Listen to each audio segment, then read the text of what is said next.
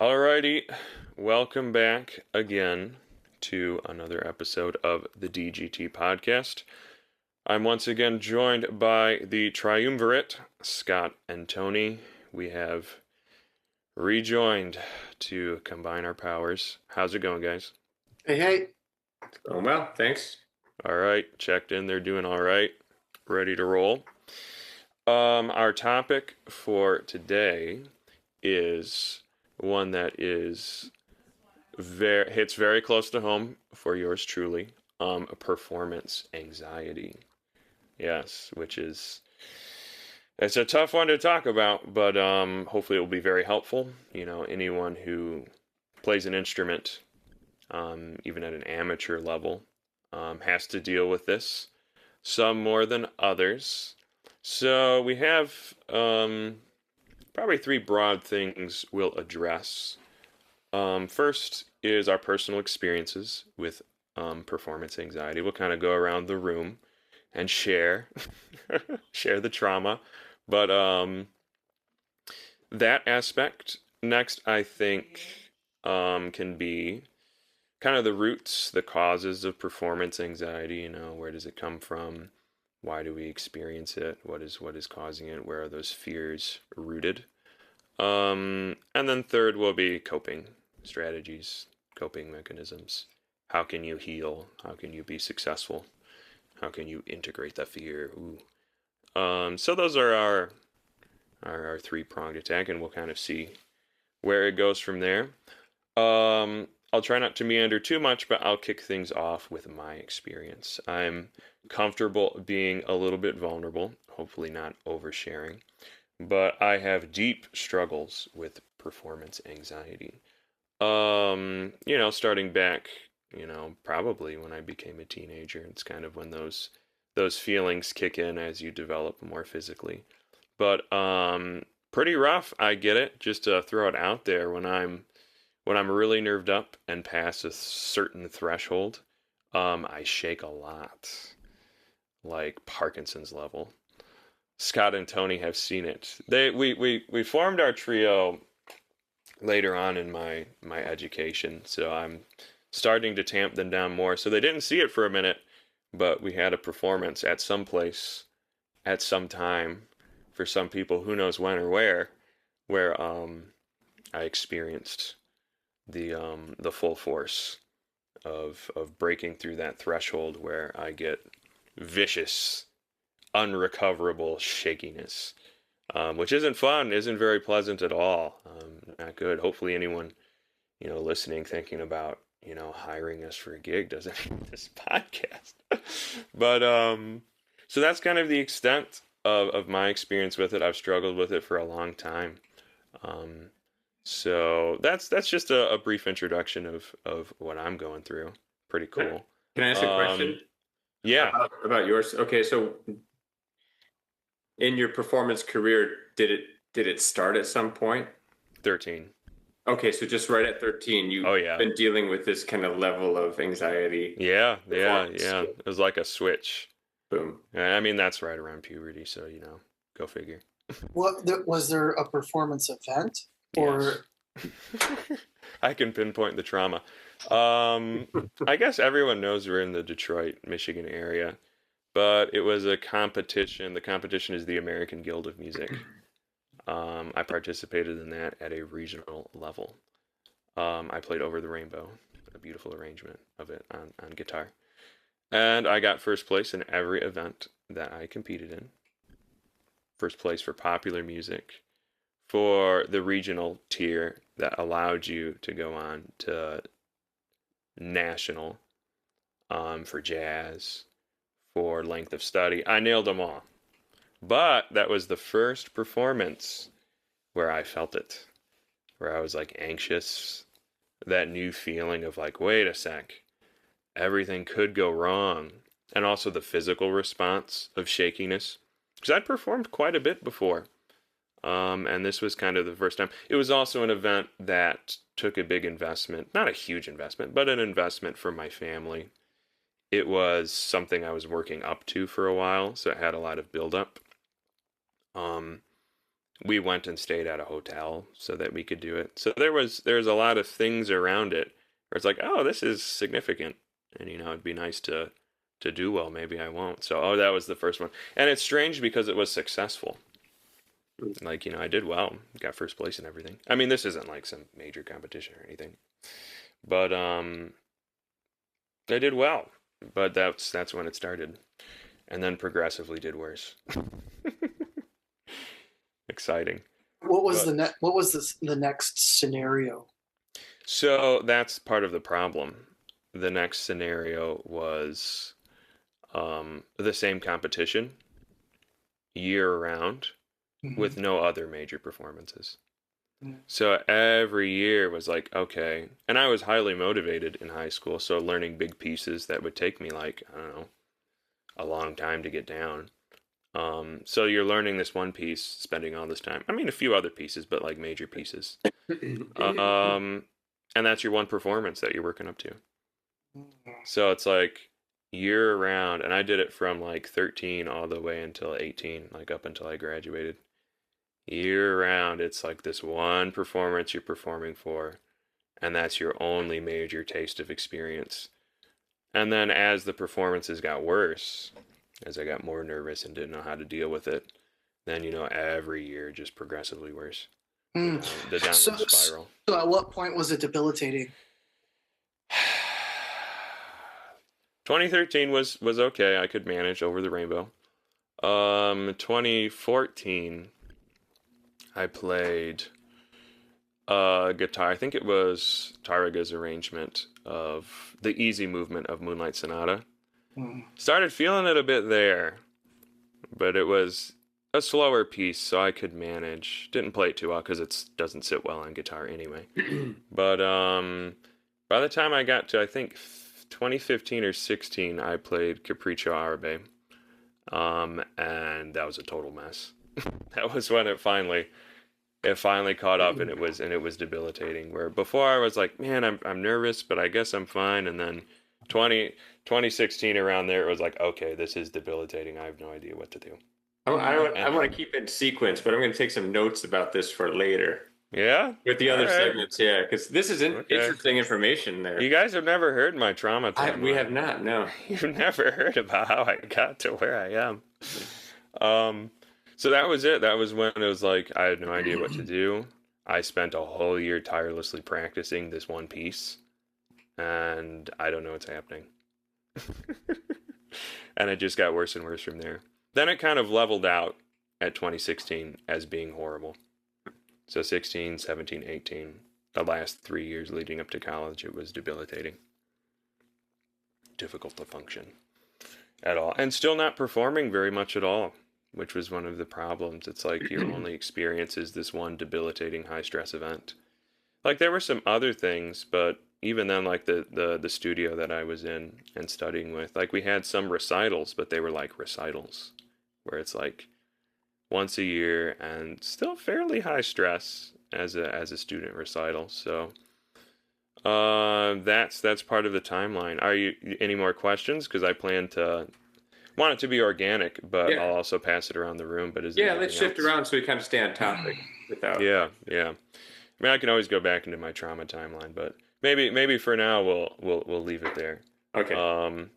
So Scott, what is your experience with performance anxiety?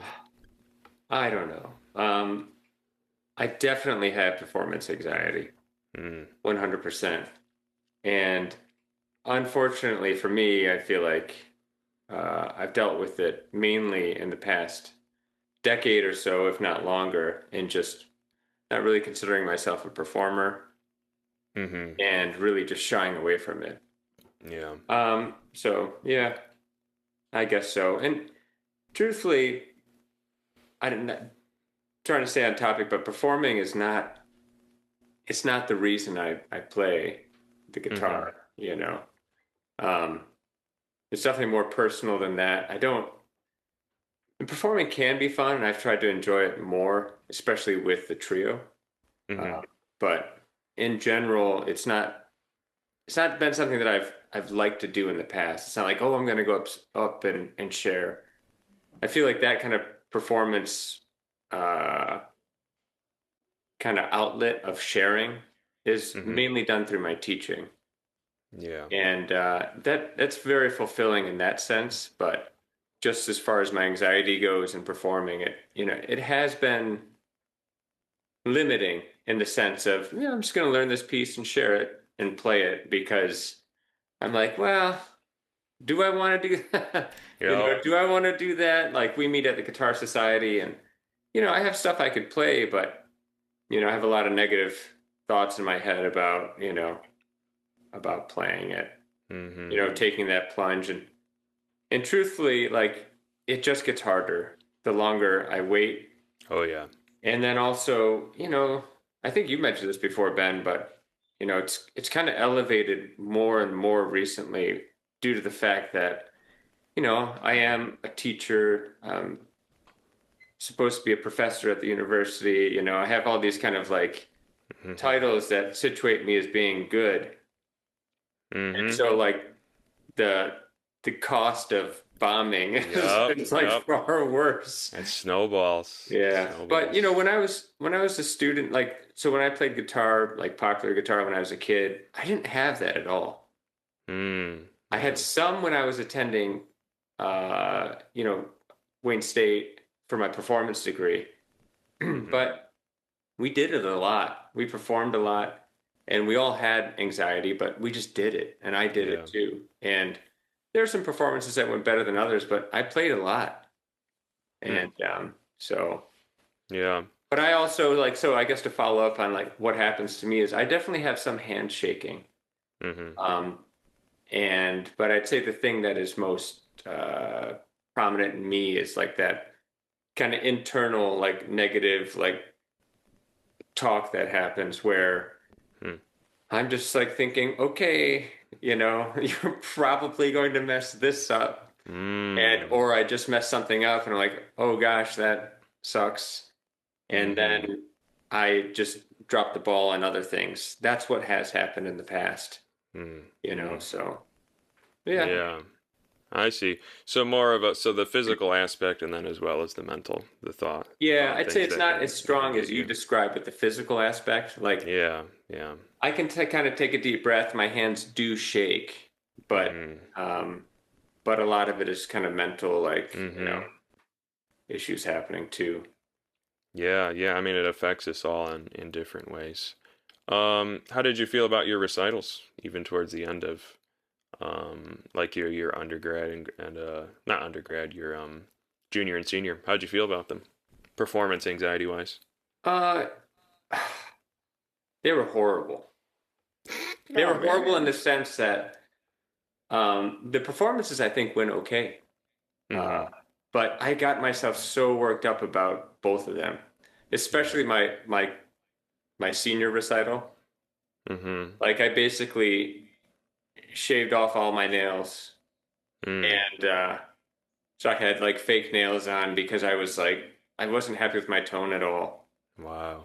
I had the worst practice habits. Oof. And I mean, so that's it. I think it went okay though. Nice. I don't know if I could be paid to listen back to it. But I mean, my family was there, and I had some friends. I invited some students, and I played through everything okay. I didn't bomb anything. I thought I was musical. So yeah. Nice. Got your degree. I did. Heck yeah. But thank you so much, Scott, for sharing. Let's go to Tony's corner. How has performance anxiety manifested in your experience, Tony? Well, I'm just an anxious person to begin with, all around. So anything I do tends to have just a baseline level of anxiety. With regarding to performance, it varies, comes at different levels. Depends on the venue, depends on the ensemble. Solo stuff where you're the spotlight, full on recital does not feel good. Us playing together as a trio is much better. Usually it doesn't manifest itself negatively unless I'm playing, something solo high stakes, Yeah. physically, Yeah. it doesn't really do anything, to degrade my performance too much until it's like a solo high stakes performance.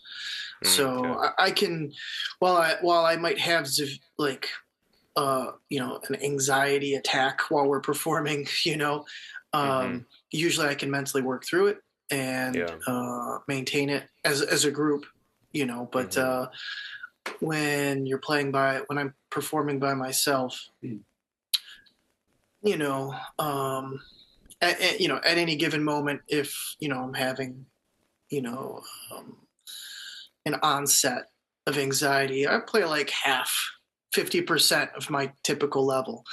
But I also expect myself to play generally somewhere around like 70 to 80% of my capabilities and performance, even with anxiety. But if in the moment, I'm getting to some section or some movement, it could spike, and then I process it, and then I move on usually. Um, but my playing doesn't suffer too much, but how I feel changes. So I try to disassociate how I feel. You know, Huh. um, I did have a trauma moment. Nice. I Share. was hired by a church for like this women's tea thing, and I was like, oh, yeah, I'll be you know sitting on the side playing some easy listening, and just kind of chill. And so I had prepared, like 2 hours of just like easy listening music, like just to have to play. Well, I get there and it turns out like he was expecting like a full blown recital, like in the sanctuary, with everybody's like watching me. Man. And I was pretty inexperienced at that time, and I made the choice to play concert repertoire, Whoa. that I hadn't practiced because I was preparing for background music. Yep. Oh, man. And because I did that, it wasn't terrible, but I did not feel good. I biffed a lot of things, a lot of it was mostly like old ladies. It was like, oh, you're so wonderful. But, for me, how I performed, it was like, how I said 50% before. It was like 25%. It was really bad. I did not like myself very much after that. And so, yeah, that was a pretty traumatic experience, going up on stage and being the center of attention and not even playing things. I would have, in hindsight, I should have just played the stuff I had prepared. Nobody would have known the difference, and I would have had a good time. Yeah. And whatever. I still got paid, but Nice. that trauma, Lingers. that money didn't last me as long as the trauma did. So Man. that stuck around for a while. Yeah. And I think, yeah. I'm curious because I'm getting to know yours and Scott's timelines. When was this in the Tony timeline? Oh, not that long after I started playing classical guitar. Yeah. But 4 years into playing classical guitar. Okay, so 4 years in. How much Suzuki training had you had at that point? Enough. Yeah. Just asking. Just I can't really pinpoint. But you were into it, Oh, I was into guitar. Yeah, Okay, and I was playing like the Tarantella by Tedesco, Mario Castronuovo Tedesco, at that time. So I was playing, not easy stuff at the time. Yeah. So. Yeah. No, just curious about your timeline. It's not like a guarded thing where it's like, did you think you were ready? That's like, I grew up just curious about the timeline. I grew up playing viola and orchestra, and our bodies, they respond to anxiety and excitement in the similar way. And so I was excited as a kid, but maybe it was anxiety when I was performing. Like, I don't know. Yeah. Because there was a little bit of like amped up nerves, and at that, and when I was younger, like I used that to excel. Like I was in a rock band playing electric guitar, and maybe it was anxiety, but maybe it was excitement. But whatever it was, it allowed me to excel. Mm-hmm. On classical guitar, it does not allow me to excel. Oh It's man. it's happened, a handful of times where like I've played at 110% of what I'm capable of. It's maybe happened, a handful of times. Mm-hmm. And I'd make mental note of those times, and I make sure that I refer back to those times when I go forward as a way of help coping. Yes. Yes. Using past successful experiences as a way that I cope. Mm-hmm. Evidence that it is indeed within you. Mhm. I use that. I use that as well. Okay. So we've gone around the room. We shared our trauma. It's like an AA meeting. Um, but I think now we can talk a little bit about, and we've already been touching on it. Um, the roots. Where does it come from? I've thought about it a lot. I'll cut to the chase. I think it's probably, well, for one thing, it's an emotion. You experience an emotion, and emotions are very much physical. They have physical manifestations in our bodies. It's probably the fear of death in the long run. Um, so not overtly, if you do poorly, you could have the fear of being excluded. I think it's first that, but in the past, exclusion from the tribe meant you're probably not going to last long. So I think it's the fear of separation, the fear of exclusion, the fear of failure, which is ultimately a fear of death. So I think that's probably where it comes from in a large part. At least where I've traced my own origins of fear. I think Ben that's where the Ben source lives in is. a vicious family, by the A vicious family. My father will kill me if I don't way. do well enough. He will sleep Mo- outside if he has yeah, not washed the Mozart dishes. thought he had a father. It's strange that my parents have always been so supportive and chill. And they're like, "Oh, whatever, it's fine." Over here, shaking out of my body. Oh, you'll be fine. That's interesting. You went pretty deep on the whole, I think that's where it comes where from. it comes from. I Yeah. think so. I think if we're being honest, that's where those feelings come And from. actually, until you guys started talking about like a trauma moment, I had not even really considered a trauma moment. Yeah, Maybe I'm not as reflective as I should be. But yeah. I mean, this is a fluid discussion. Does anything come to mind? for me, Yeah.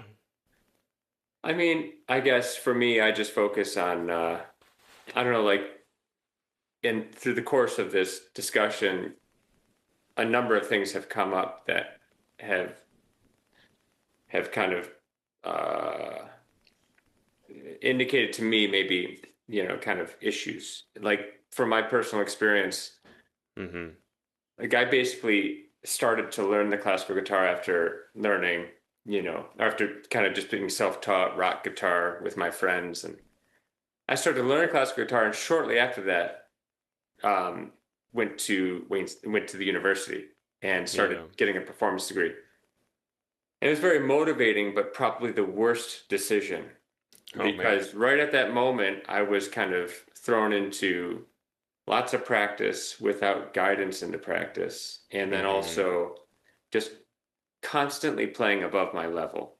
Yeah. So, like, just basically setting myself up for failure, and Mm-hmm. also being in a peer type environment that was stimulating, but also competitive to a degree. Hmm. You're constantly judging yourself based on what others are playing. Everybody values pieces that are the most difficult Yup. or the fastest, And so, Mm-hmm.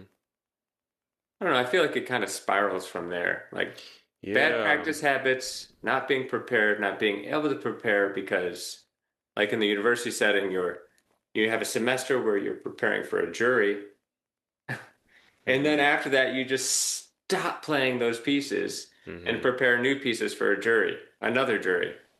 Yeah. And that's probably the worst scenario for a beginning. I mean, you know, especially in that early stage, having repertoire that you stick with and you gain comfort with over a long period of time, Yeah.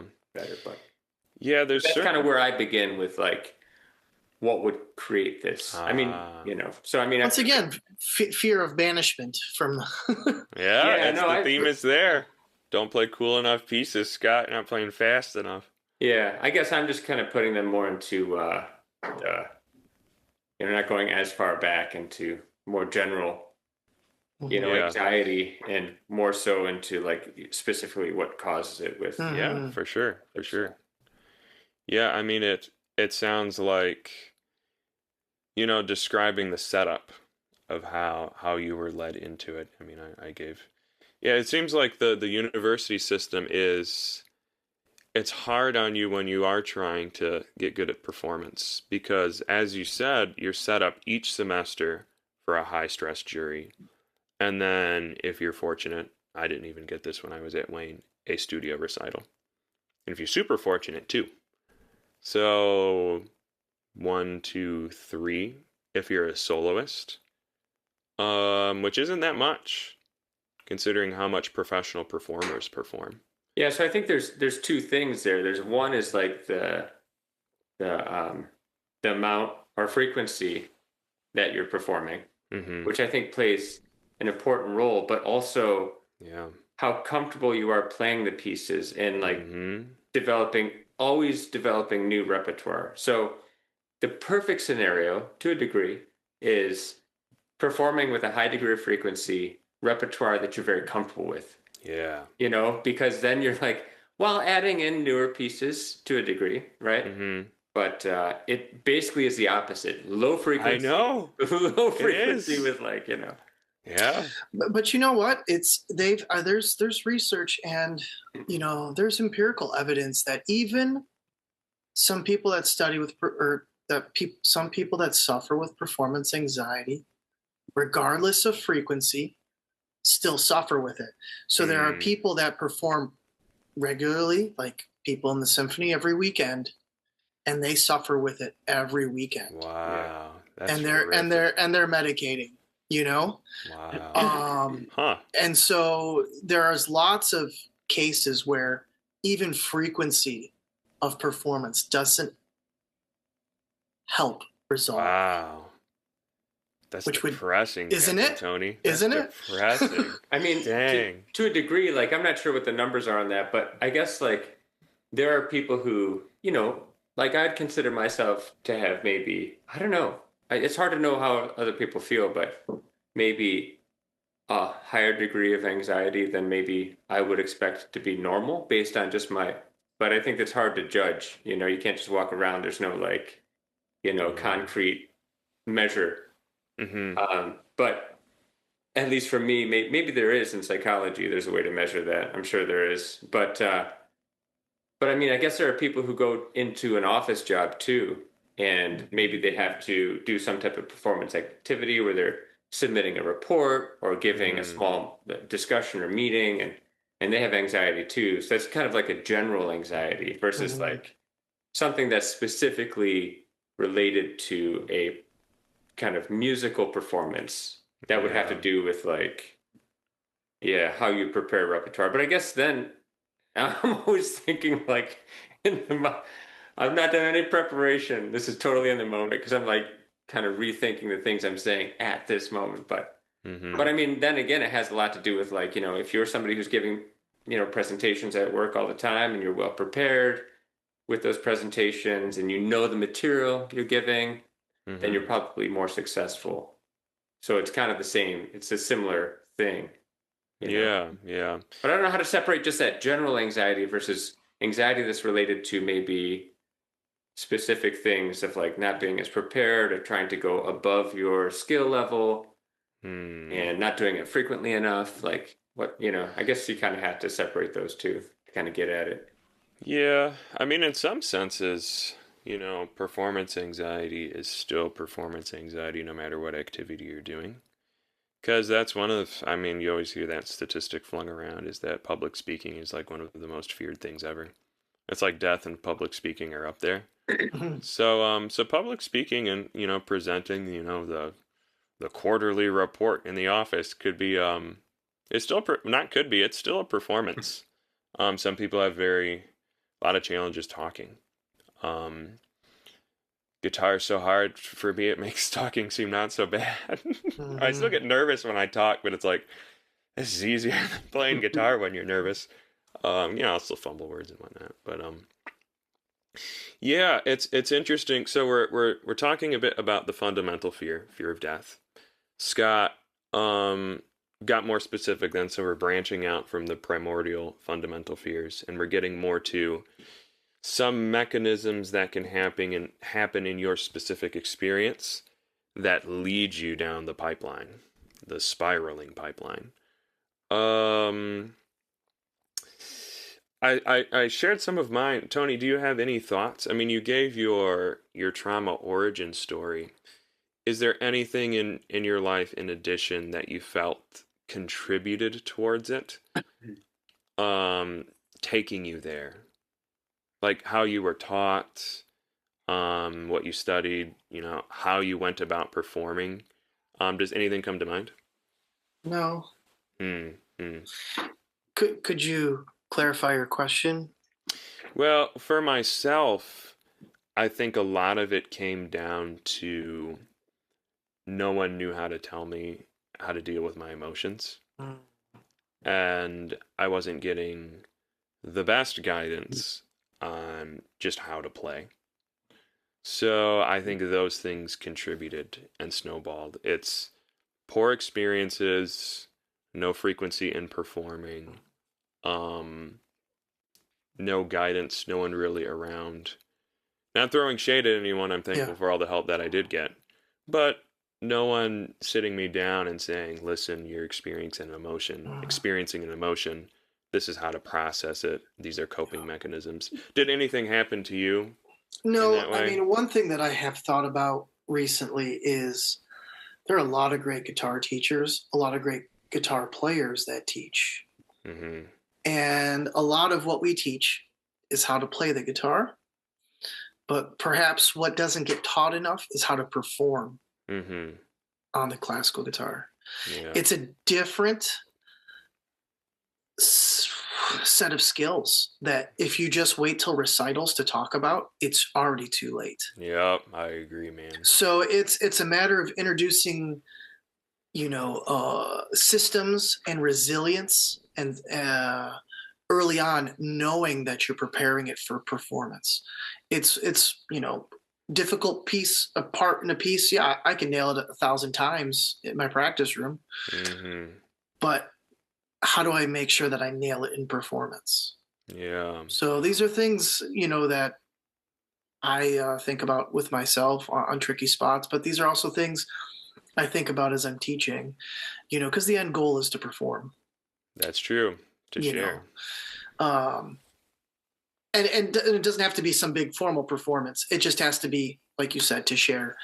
And so sharing successfully, sharing what the work that you've put into it. So those are things that I think about and I work on with my students. But I was never taught how to perform. Mm-hmm. Yeah. I just did it and had to figure it out. And Yeah. watched videos, read books, watched other performers. I guess that's how you do it. Yeah. I mean, But if no one's teaching you, you gotta teach yourself. but I was wrong. That's not how you do it. There's a lot more to it to perform successfully than just practicing it until it's muscle memory. Yeah. That's there's such a bigger, more holistic view you have to have as yourself as a person. Mhm. How you emotionally deal with things with both your emotions and your thoughts. I mean, both of those things have to be dealt with. I mean, you're in a lesson, they're like, oh, you can do that better. But like, does your teacher ever check in and be like, well, what are your thought patterns? Mhm. Like that stuff, that's I mean, it's pretty much the realm of psychology or religion and spiritual practice, depending on what tradition you're referring to. But That's a very psychological question. It's like what? I mean, I think this could pertain a lot to Scott and myself as well, as what thought patterns are really running through your head, what has really been carved in, and are you working to carve them out? Very real example is like negative self-talk. Like, no matter what you ever achieve in performing eventually, who knows what it may be, what anyone can achieve. But having negative self-talk definitely doesn't help. So that stuff has to be maintained. Or it'll get you. It'll be very debilitating. But it's like, whose radar is that on when you're like figuring out fingerings and being like, well, if you practice 15 minutes a day, it's like it's a whole other thing that it's and the teacher I studied with did a good job starting to make me aware of those things of thoughts and feelings while you're performing, but they're very real and have to be addressed. But yeah, so we've kind of discovered how the three of us have gotten here. So maybe what the root is, things that can exacerbate it, make it worse. Could pivot a little bit to coping mechanisms. Tony started off in a very bleak way, saying that some people are cursed, and there's no amount of anything they can do that can heal them except the pill bottle. But that being said, that extreme very possibly does exist. I mean, it sounds like it exists. People report it. So it does exist. Thoughts on coping mechanisms? Yeah, Ben, I have a question or something to discuss because we were just coming from negative self-talk and how to deal with that. I think is how do we circle back? Yeah, or how do we cope with that, right? Yeah. Coping with that. Yeah. And what I've come to understand is people who have negative self-talk in performing have not negative self-talk throughout the day. It's part of their lifestyle. Mm-hmm. So what I've actually been doing with my son Lorenzo as he goes off to school and out to the bus stop, we're always like we have our talk, and I say I love you, but like before he walks out of the car, we're like, I can do this. I just have him say, I can do this. Like whatever we're trying to do, I've got this. Just positive, just trying to have him do some positive self-talk. Mm-hmm. And whether it's actually working or not, I don't know. But, getting somebody in the practice of having positive self-talk, and I need to do it myself. Mm-hmm. I'm miserable with that. Yeah. But so what do you guys do to cope? Mindfulness.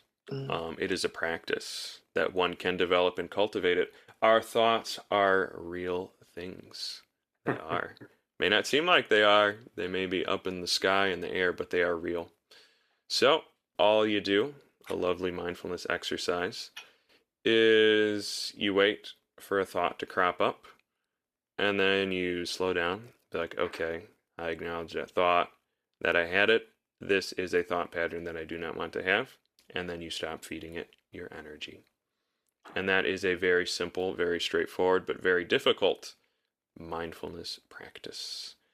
And it's tricky, things will sneak up on you, and you may not have very much mindfulness in the beginning, and you can have thought patterns running in your brain that you're not even aware of. And it's just a process of self-cultivation, becoming more and more aware, and cutting them out and not giving them energy. If you cut off energy to them, then they will slowly fall off and die. It just takes a lot of time. That's one thing I do. Yeah, I have a few thoughts. I mean, just been listening to you guys. I think everything sounds, great. I guess I'm reminded of, this idea that like when you're having a moment, maybe during performance or whatever, and you start either negative self-talk or, your hands start shaking, sometimes both, right? Mm-hmm. Oh, yeah. Or maybe one the result of the other. So then you have these two systems. One is mental, one is physical, and they're both breaking down. They sure I mean, are. like Tony was talking about, coping and like preparing as a musician to perform specifically. Mm-hmm. So then you kind of develop the muscle memory, right? Mm-hmm. But then if you're shaking, the muscle memory will maybe be unreliable. Mm-hmm. And so then you have to be able to think to a degree. You have to be maybe more processing more of what you're doing or have a way to kind of work around that.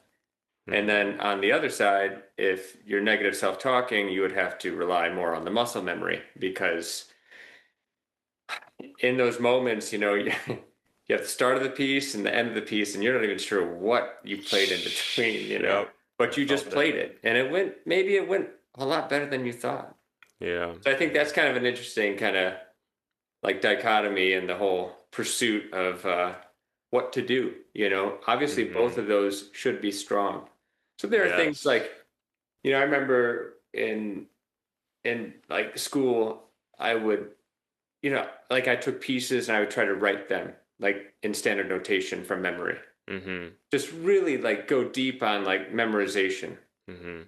And I'm sure it was helpful. I don't know how much, but Yeah. and then of course like, just grinding out, practice spots and pieces and you know, playing them endlessly to get the muscle Mm-hmm. memory. Yeah. I don't know. So that's kind of like another quick thought I had on those two sides of performing. Are there any other sides or any other elements in a performance besides maybe the physical, mental? Is there something Oh else? yeah, yeah. There's the emotional, which is tied to the physical. And the mental, I would say, I right? mean it's pretty much Is that not the your what do you mean your emotion? whole How well is emotional emotion. different than mental? What do you mean? Oh, Like, they're different. They're different. okay. I have a friend who got some training in some type of emotional processing therapy. But no, an emotion is different than a thought, believe it or not. I mean, we as logical people, especially as Westerners, we're very thought focused. But an emotion is a feeling, which is distinct from a thought. A thought, you could acknowledge the thought pattern and then stop giving it energy. With an emotion, you can acknowledge that you're feeling it, but that doesn't make it go away, which is why it's tricky. The only way to, and you don't ever, the end goal isn't to make your emotions go away either, which is something we like to do. It's called emotional repression. We like to repress it because your immediate reaction, at least mine was, when I was but an even younger boy, um, you feel that emotion rising up, repress it, ignore it, stuff it down, and it'll be fine. But that's actually not what you're supposed to do. You simply feel it. And the more you sit with it and feel it and process it when it's happening, then it will, if you're in an extreme experience of fear, and I've experienced this quite a few times, I have personal experience. It's pretty bizarre. You'll feel it, it'll be intense, and then it will fall back down and it'll drop out. I've experienced it performing and waiting to perform, and then it will come back up. So if you're really starting to process it, it'll start oscillating up and down the feeling of intense fear, fall down, back, down. But that's how you process, for the most part, emotions simply by feeling them. Okay, Um, so there's like emotions, then there's like the mental thought process yeah, involved in playing a yeah. piece of music, Hmm. and then the physical element of playing it Yeah, your involves body. muscle memory. Yeah, yeah. Got muscle memory. I mean, Maybe, yeah. maybe that's complete then. Nah, it depends. What else? Tell us what else there is, It Ben. depends on your psychological theory. What else is there? It depends on what roadmap you're using to structure the psyche or the soul. But I guess for our listeners, without getting too in the weeds, those are probably the big things: our body, thought, and emotion. I think those three are good to cover. Body, thought, and emotion are big things that need to be dealt with. So then, Um, like, so then, what do you guys? Do you guys have any tips for like the physical element? What do you guys um, do to kind of prepare the? Oh, Tony, yeah, go, Tony, go ahead. yeah. So let's just take a performance um, preparing for performance.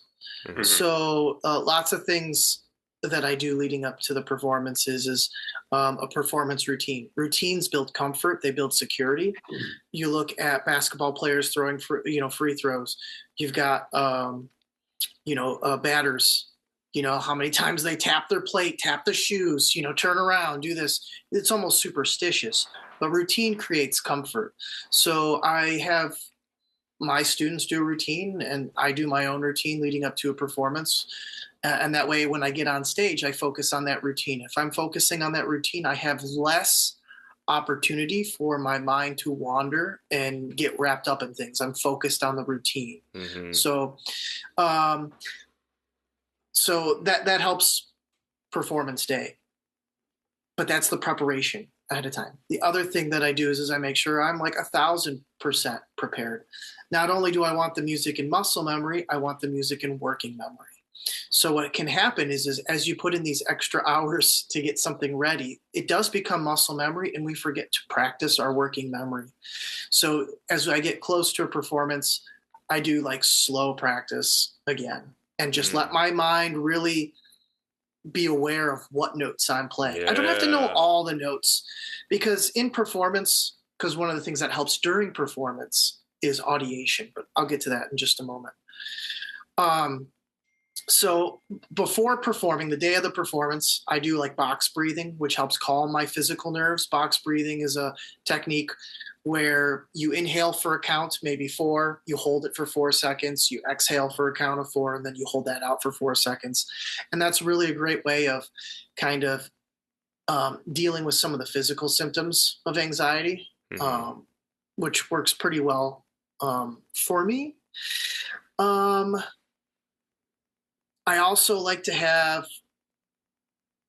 positive affirmations. I try to remember positive Mhm. performances, as like we mentioned earlier. I have a list on my phone of positive performances, and I like to look at those. The days leading up to the performance and the day of the performance. That definitely helps if I'm feeling quite anxious. Um, I think there's a guy, Dan Baker, wrote a book, um, "What Happy People Know." And in it, he talks about our mind, how we cannot be in a state of fear and gratitude at the same time. They can alternate and they can cycle quickly, but just being grateful for having successful performances, being grateful that I am trying to play music that I'm going to share. One thing that I remind my students is play to express the music and not play to impress. So play to express and not to impress, because we're all concerned about impressing somebody, Mhm. you know, So we don't get banished. so we don't get banished. But the reality is that is distracting us from the real art. And so just focusing on the music intensely and focusing on being expressive, audiating, um, thinking about what I'm doing. However, I don't want to rely on my muscle memory, but we can trust our muscle memory. Good And point. that's an important thing that I tell my students as well. Like, we can we can't rely on our muscle memory to just know it. If you can do it fast, but if you can't do it slow, do you really know it? If you can't do it out of context, do you really know it? Mhm. So those are things that we can practice, how we set ourselves up for performance. Mhm. So those are a number of things that I do. There's other things, but those are some of the ways I cope and set myself up for a performance to minimize performance anxiety. When it hits, and I just try to barrel through it. Yeah. Perhaps you speak better on you know when I have anxiety, like I know what's going to happen, and Mhm. I just try to be like, hello, old friend. Mhm. I have a conversation. Hello, there you are again. Thank you for Yep. showing up. Yeah. Thank you for showing up to the party. But you know what else is also here at the party? My preparedness. You know what else is Mhm. also here? Like me trying to have fun. Mhm. So I acknowledge it's there. Um, but yeah, it's, you know, Those are Yeah, some good ideas. Yeah. that's a key point right there. Is the instinct is to want to completely sever your fear and to cut it off, but that's like, comparable to wanting to remove your pain response. Your fear is a functional and helpful thing. The struggles we're having is communicating to our fear that the situation is fine.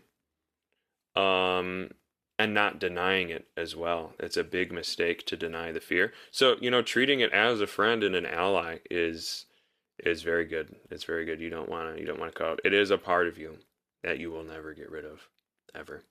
The idea is just to process it and balance it to the point, hopefully, that you can function. is the goal, which is very challenging. But and another nice thing about your points, Tony, is I could pick through them, and they're addressing a lot of the things we talked about with regard to thought, emotion, and to body. Um, they all work together. They all have to be addressed and strengthened. Um, as good stuff. That's some good preparation techniques. What I really struggle with is, which is extremely important, is high quality sleep. And I can get high quality sleep. However, I struggle with high quality sleep the night before a performance. Yep, I feel that. So I mean, just self care is important, not just the days leading up to the performance, but being healthy, exercising. In the summer, I do a lot to stay in shape, but in the winter, I don't do much. Just Yeah. the schedule is so busy. It's really hard just to make time. But quality sleep, quality diet. I love coffee. I am a coffee drinker. I need it. It tells you I'm dependent on it. But I've come to minimize the amount of caffeine I intake because that does not help just my general anxiety level. And then days of performance, I drink like a half calf or half a cup of coffee because I still need the caffeine to get going. But I mean, I might need an intervention to quit caffeine. You guys might need to sit you down. Yeah, I mean, I'll have like just max 2 cups of coffee a day, nothing past 2 p.m. because I work pretty late some nights, so it's nice to have that after lunch kind of pick me up. But there's also foods that have natural beta blockers. Bananas, dark chocolate. Ooh. But I also read somewhere like you would need like to eat a whole like bundle of bananas, a whole bunch of bananas for you to get enough of the chemical for it to be effective. So man. some of it I think is placebo effect. Eat a banana and you feel better. Dark chocolate actually works really well because it does balance. It gives you energy, without the crash, and then I think it's also a natural beta blocker. But diet and good, not even diet. That's not what I struggle with. I struggle with good sleep the night before. How do you guys do it? Bad. Scott, how do you do with the night sleep? before with sleep? Yeah. I don't know. I guess like a performance situation hasn't really affected my sleep in that way. Really? Yeah. Wow, that's nice. We shouldn't have mentioned it. Now it might affect you. No. We messed Scott up. It was a trauma moment for Scott. No, I mean, I don't sleep as much as I should either. But yeah. I'm trying. Yeah, I have horrible sleep. I've gotten a little bit better, but I have horrible sleep. And I do get affected before performances. I think our last major performance that we did, I slept like a baby the night before. That was like unheard of historically. It was just a deep, smooth sleep. Now I struggle a lot with sleep in general, so when the performances come around, very much, I mean, it goes back to thoughts. I'll lay in bed and not feel tired, and just the thoughts spinning around. The teachers I studied with, Brian Roberts, he gave some good advice on that the thoughts are like clouds, and you get mindful of them.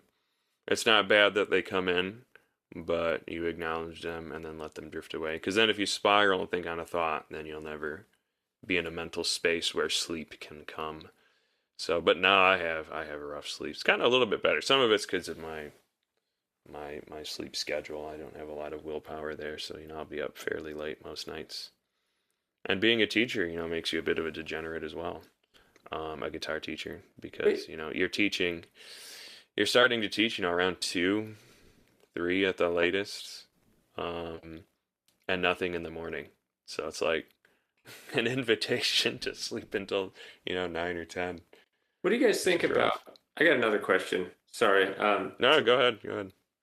What do you think about the general attitude among the not the amateur classical guitar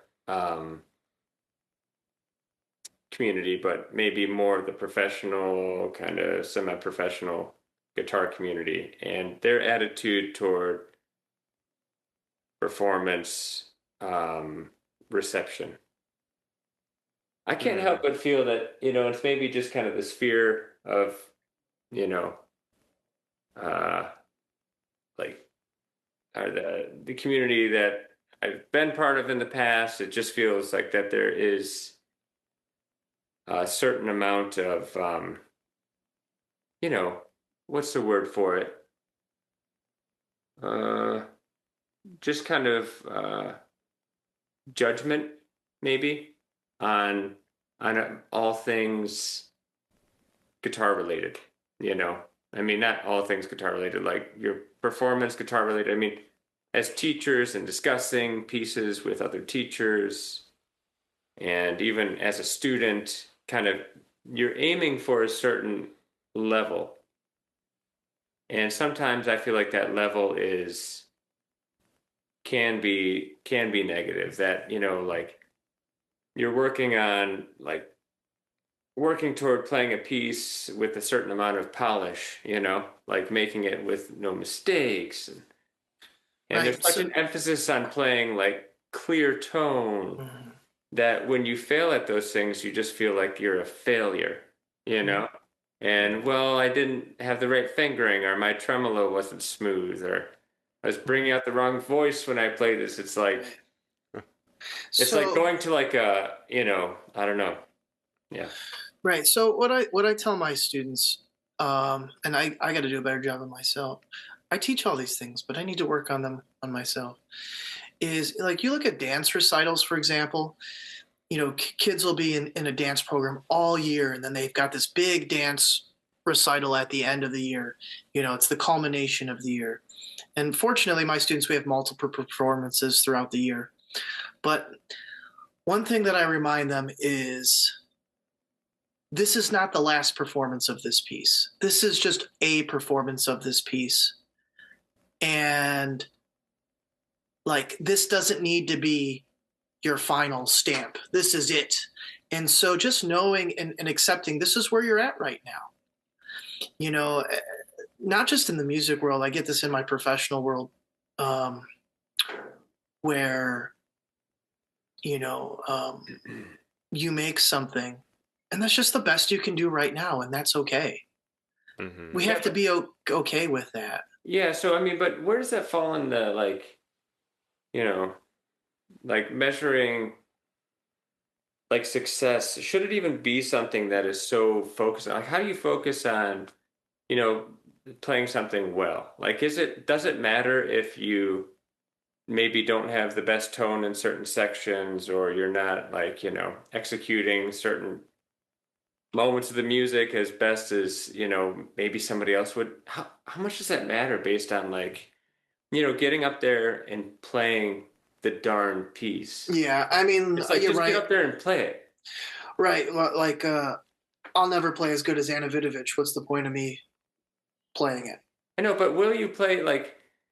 I know, but like that's that performer's presentation of the music, and it's unique to them. Right. But it doesn't say anything about you and what you have to share, even if it's not. Even if you don't play as fast, how are you measuring like what's? I mean, I guess you measure how much you value based on a certain amount of time. Like, so what? I see what you're saying. I never measure myself. I try not to measure myself against other musicians because that's not realistic. I try to come up with my own interpretation of a piece, and then I measure myself against what is the best I can do. Yeah. I just feel like with athletes, you're just always aspiring to this like unreachable goal, you But know. but with athletics, the natural course of things is competition. In music, the natural course is sharing. It Yeah. shouldn't be Yeah. unless you're doing competition. But Oh, Yeah, but although it you know often you're competing, who gets to share at it that often level is. though. It often does fall into this kind of like how well you execute a piece. And like, I I mean, I've witnessed that myself and also a lot of like, like how do you execute something correctly? Whether it's just free stroke or rest stroke or how your hand should be over the strings.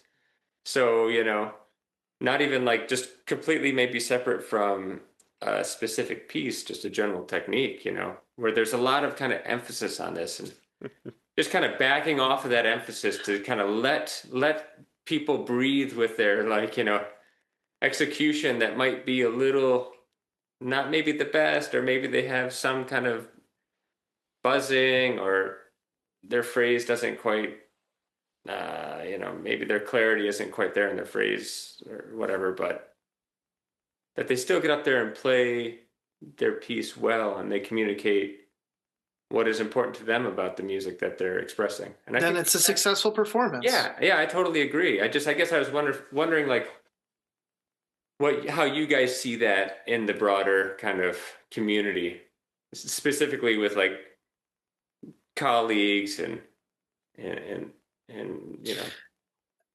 I don't fully understand. Like, are you talking about from like me as a player's perspective, comparing yes, myself to other players, not even or comparing yourself. me being concerned about other people judging me?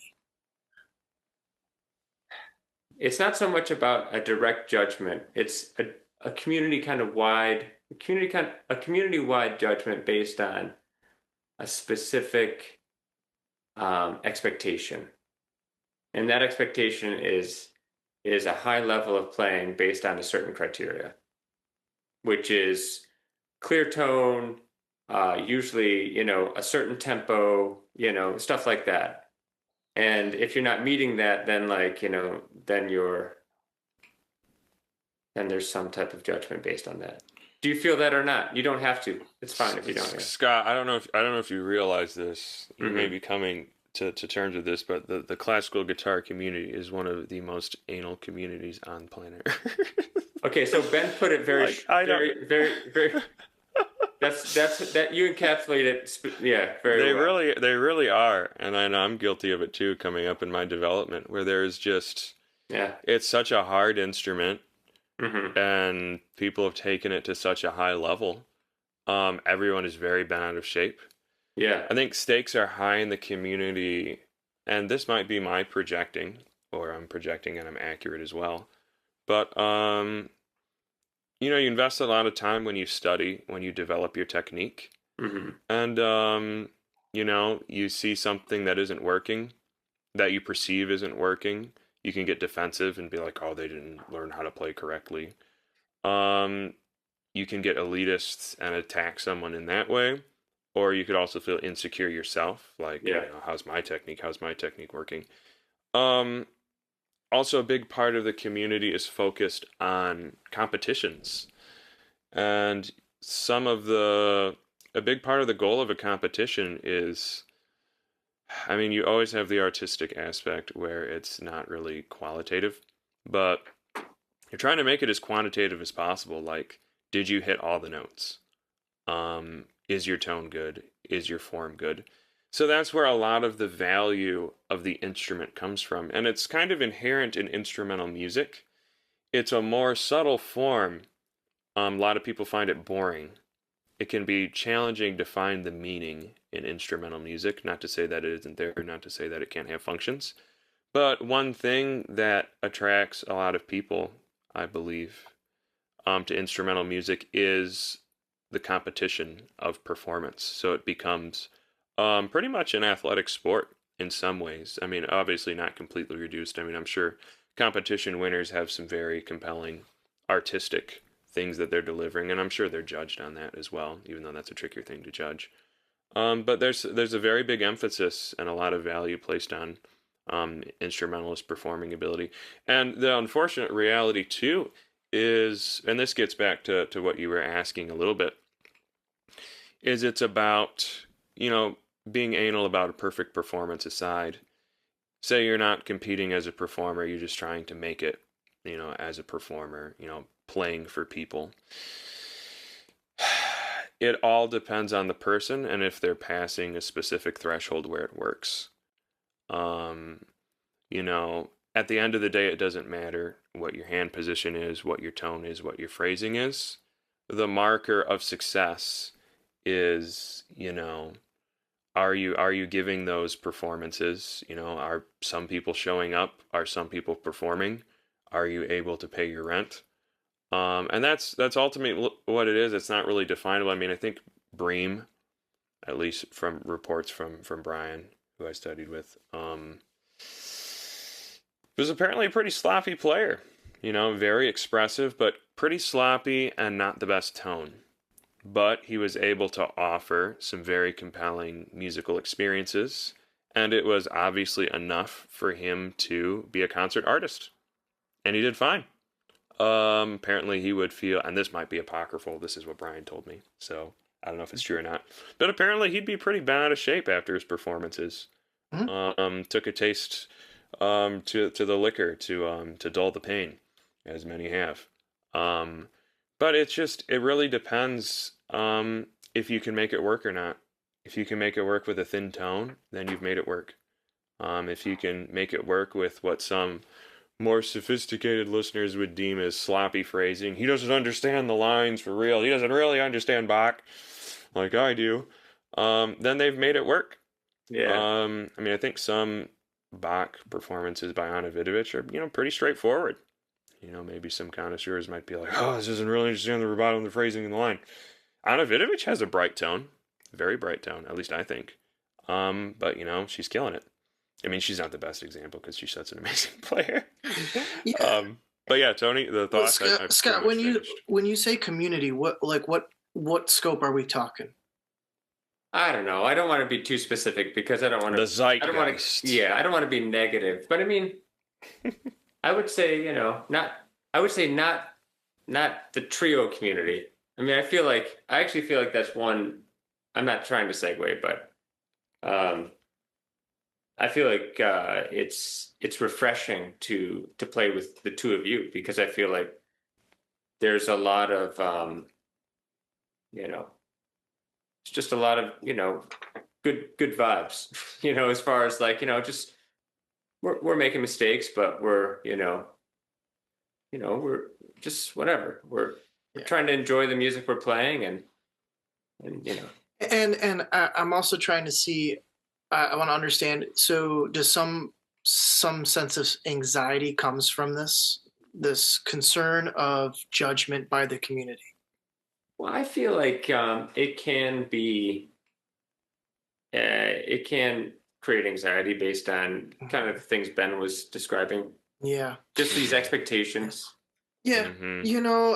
I've learned to temper expectations with reality. In one of my lines of work, setbacks happen all the time, and just like learning how to cope. So the way I feel is the way I play things and the way I do things, I'm very convicted about. I feel like I am well researched. I am well educated. I am well experienced in teaching it and seeing it played out, not just in my own playing, but in others that I've taught.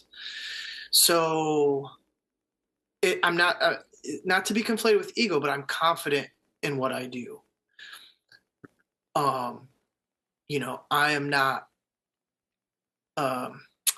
So and anything that somebody's going to judge me for, I've already judged myself to a much higher degree.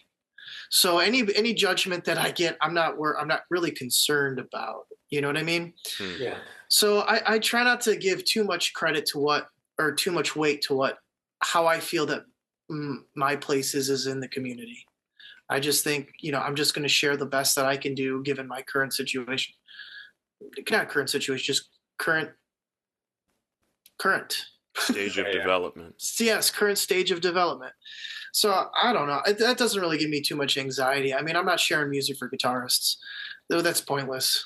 Right. You know, I'm sharing They'll music. only hate you and Like want what to I care kill about, you. I mean, what I care about is sharing our music with those that don't know, including other musicians that aren't guitarists, Yeah. because I feel like they should, like, I get more nervous about sharing guitar for other musicians that are not guitarists, Mhm. because I want them to see guitar in the same light.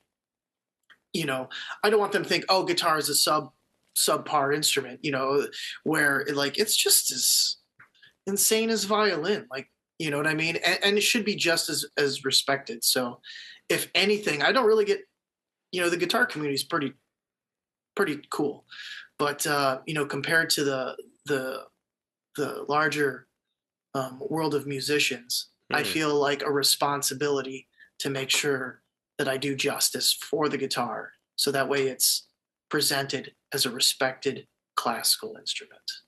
So I do feel that for sure, Yeah. but I don't care about other guitar players.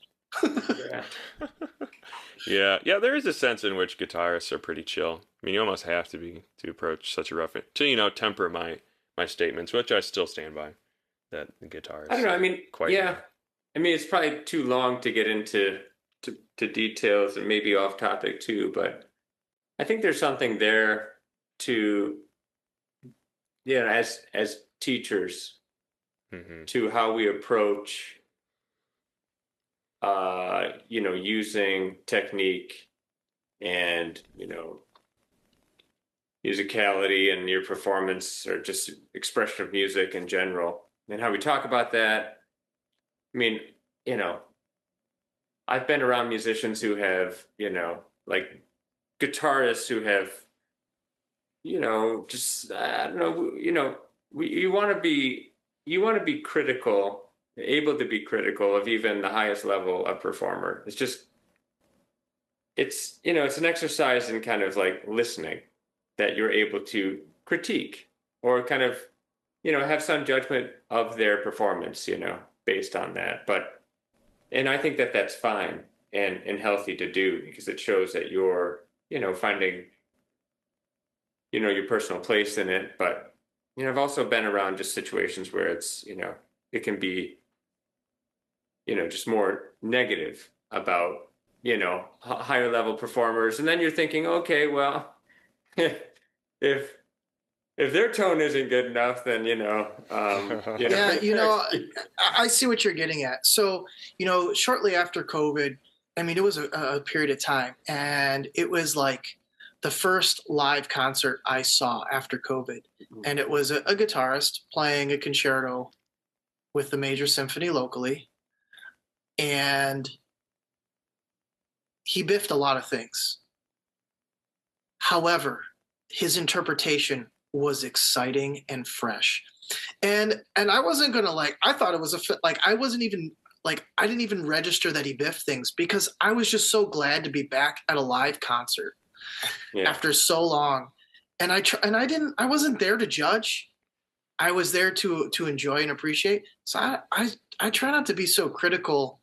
I used to be, and I stopped being critical because I don't want people to be critical of me. yeah, and I know, like, from our experience in performing, you're definitely good at that. I think you must have practiced that because after I'm still inclined after a performance to kind of like, you know, these things went not so great and like this thing, but you know, generally you've had a pretty good attitude, Tony, after we played, and it's been nice to hear. It's like, yeah, you know, we did play pretty nice, pretty well.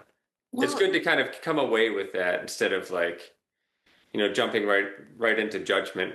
yeah, there's so many How good topics poorly we you could. did. There's so many good topics off this that we can say for Yeah. another episode.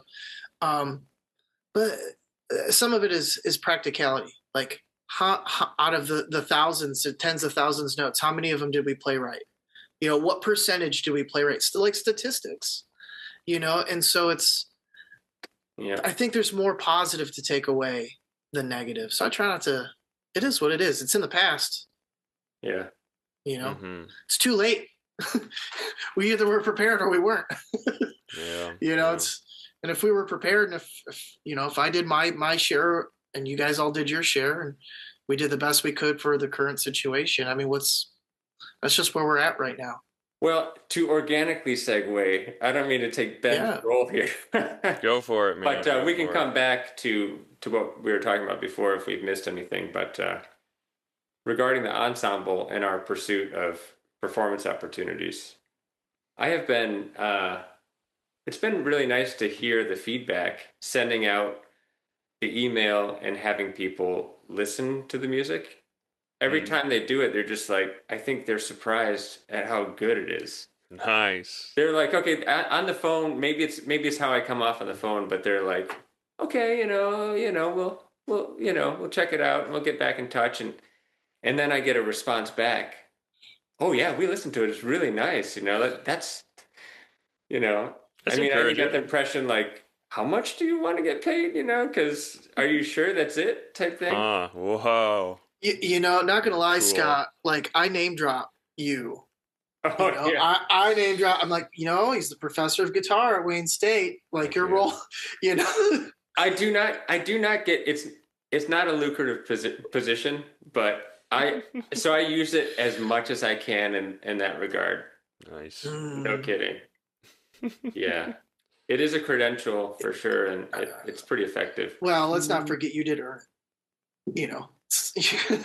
But you worked hard, and the credential does help in this situation because it's a respected local university. But like, it's not to be like, it's something to be like super proud of, and you do such a great job. So thanks. Yeah, but I would say it's validating to, regardless of what they think, they gave it a listen, and then it speaks for itself. So correct. Because I think it's just so hard to judge. I mean, we're talking about all this kind of like, evaluating our performances and stuff. And these people are listening to it and they're like, they love it. Mm-hmm. We're doing it. We passed the threshold of acceptability. I guess so. To play at our local libraries. We must be thankful. Oh, I think it's nice because it is. I'm being serious. What I like about it is we're sharing it with our communities. Like it's such, because the performances are free to anybody that shows up. Yeah, and so we get paid, great. But the fact that it's a free concert of classical guitar in our respected communities is huge. We're spreading the what's good, Mm-hmm. and I like that. It's not some black tie event, where it's restrictive. It's part of the community, and I think that that's extremely valuable. And I would hope that as we move up the ladder, that we still continue doing things like this because it's important. Mm-hmm. Yeah, I mean, it's something to offer even at the beginning stage. There's no reason to be dissatisfied at any part of the process. There's very real reasons to improve and to see things that we could do better. But, if you're constantly stuck in the future and can't appreciate what you're doing at the moment, you'll be pretty miserable. Yes. So even at the early stage, there's something to offer. And again, criterias are very real, I mean, it's, there's obviously the extreme of being too judgmental, but, at a certain point, if you want to do certain things, you have to meet certain criteria and different thresholds of acceptability. So, but we've passed a point where we can do it at some degree. Exciting. Once again, thank you all who may be listening for joining us for the riveting, hopefully, DGT podcast. We'll see you guys in the next one. Bye-bye.